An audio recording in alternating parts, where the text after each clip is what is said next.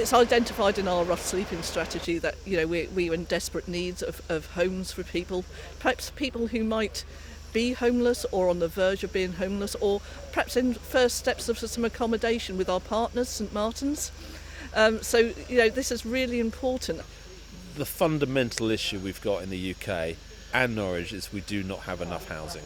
So it is important just to deliver housing. Now we have to deliver housing for the right need, the right size, the right locations. We've got to do all that, but it is purely down to the quantity of housing in the UK. There is not enough of it, and that's why we have a problem. That's why we have street homeless. That is why we've got all the other vulnerable groups are really struggling to find the right accommodation.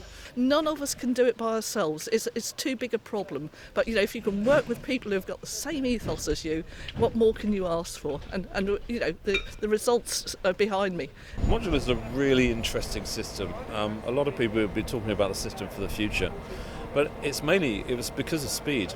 At the time when we were in lockdown 1, the government suddenly released some next steps accommodation funding, and that next steps accommodation funding has some serious timescales on it. So we decided, we looked at our traditional construction, looked at all of the modern methods of construction that we do with timber frame and steel, and we thought, right, okay, well the next solution is modular. We were looking at a solution where we've got a very tight site behind us, and actually we needed something that wasn't going to have vans here for 52 weeks in a year, but actually was just going to have 3.5 days of construction, which is what we've got.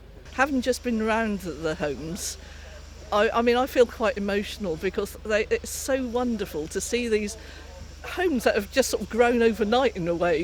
They've been shipped in yesterday or brought in by road yesterday, and the standard is really nice. They're light, they're airy. They've got accommodation for their clothing, so because we always worry about furniture poverty, and I know these are going to be fully fitted out, but what a start for someone who's going to perhaps have their lives changed, and with the proper support will be able to progress through life in a far better place. Over the years we've worked really well with Broadland Housing.